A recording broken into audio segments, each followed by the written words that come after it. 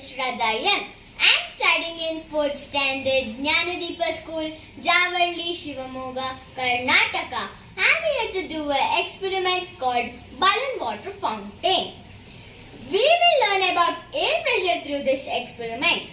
For this experiment, we need a plastic bottle, a straw, a balloon, hot glue and a cup. We should start by taking a bottle which have hole in the side with straw in it and sealed with hot glue to make sure air does not pass out. Now let's blow the balloon.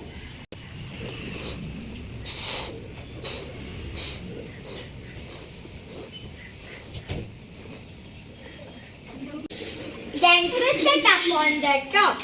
Now the air will come out of the balloon and rush into the bottle, which make the water to leave the straw.